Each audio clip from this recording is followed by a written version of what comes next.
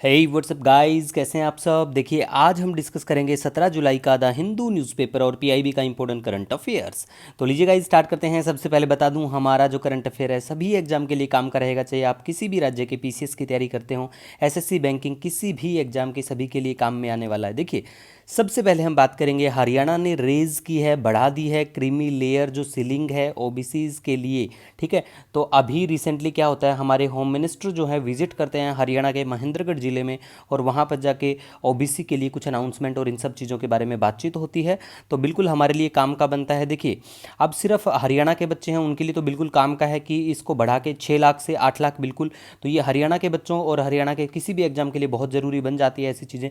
लेकिन जो दूसरे राज्य के बच्चे हैं उनको भी जान लेना है क्या, जैसे कि जो क्रीमी लेयर जो है ना, ये जो टर्म है इसको इंट्रोड्यूस किया था सत्यनाथन कमीशन के द्वारा। ठीक है, 1971 में, ये आपको बिल्कुल याद रखना है।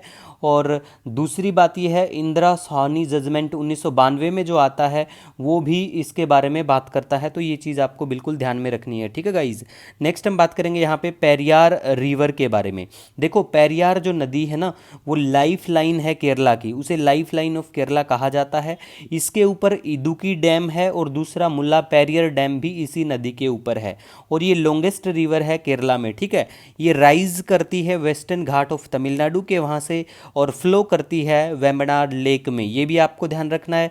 इसकी जो मेजर ट्रिब्यूटरियाँ हैं, जैसे मुल्ला पेरियार नदी है, चेरुथोनी नदी है, इडामाला नदी है और मुथिरापुजा नदी है, याद रखना है। ठीक है, नेक्स्ट हम यहाँ पे बात करेंगे अब आनायुतु के बारे में। देखिए गाइज, ये जो है एक एनुअल एलिफेंट फीडिंग रिचुअल है, एलिफेंट को खाना इसमें खिलाया जाता है लोगों के द्वारा।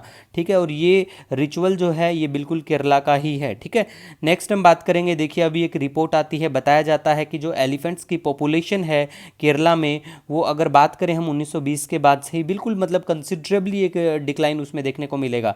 तो बिल्कुल केरला में डिक्लाइन देखने को मिला है, तो ये तो आपको पता ही होना चाहिए। इसके साथ साथ आपको पता होना चाहिए कि जो प्रोजेक्ट एलिफेंट है उसको भी पूरे 30 साल हो चुके हैं, तो काफ़ी चर्चा में था। अगर हम बात करें, पहले भी बात कर चुके हैं, तो प्रोजेक्ट एलिफेंट जो है 1992 में आता है। ठीक है, अब बेसिक चीज़ें अगर हम बात करें एलिफेंट के बारे में, और स्पेशली जो एशियन एलिफेंट्स हमारे यहाँ पे जो देखने को मिलते हैं, तो देखिए 60% ऑफ वाइल्ड एशियन एलिफेंट्स प्यारे भारत में ये रहते हैं, 60% अगर बात करें वर्ल्ड का।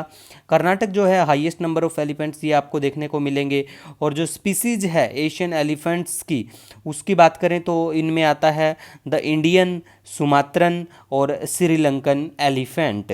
अब बात करें अगर हम इनके गेस्टेशनल पीरियड के बारे में। देखो, गेस्टेशनल पीरियड का मतलब होता है जब कोई शिशु माँ के गर्भ में होता है, तो वो पीरियड के बारे में। तो ये 22 मंथ के लगभग रहता है, अराउंड आई थिंक 680 दिन के आसपास।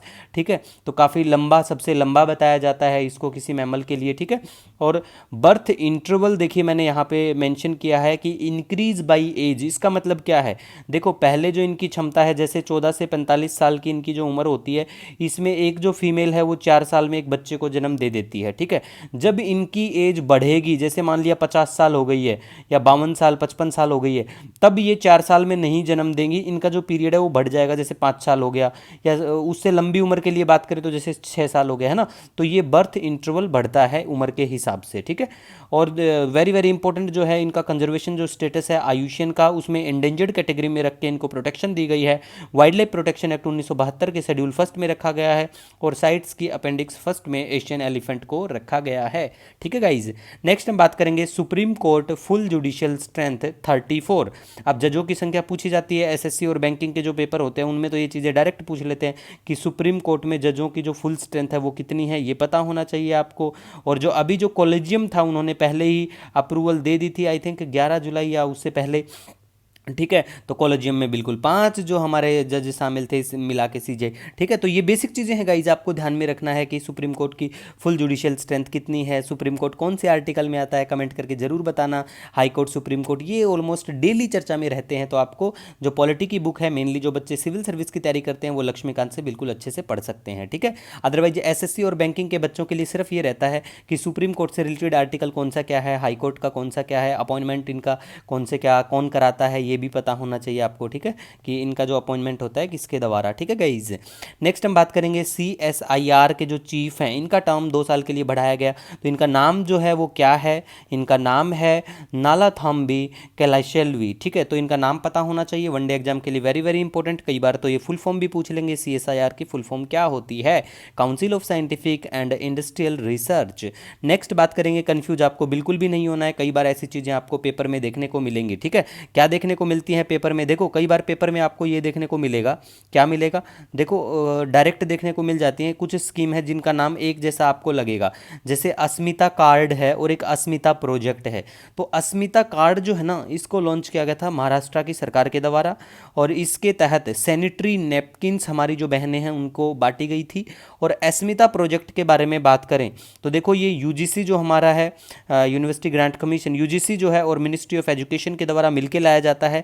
इसके तहत बुक्स बताया गया है कि books to be developed in Indian languages, मतलब हमारी जो ओरिजिनल जो हमारी भाषाएं हैं उनके ऊपर इसके तहत फोकस दिया जाए, ठीक है गाइज। तो ये दोनों से कंफ्यूज नहीं होना है, आपको ध्यान रखना है, डिफरेंट डिफरेंट है, ठीक है।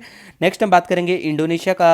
इंडोनेशिया जो है लार्जेस्ट निकल प्रोड्यूसर है, बिल्कुल, तो ये आपको ध्यान में रखना है। साथ ही आपको ये भी ध्यान में रखना है क्या, कि भैया अभी जो है ना रवांडा के प्रेसिडेंट कौन बने हैं, पॉल कागमे, ठीक है गाइज।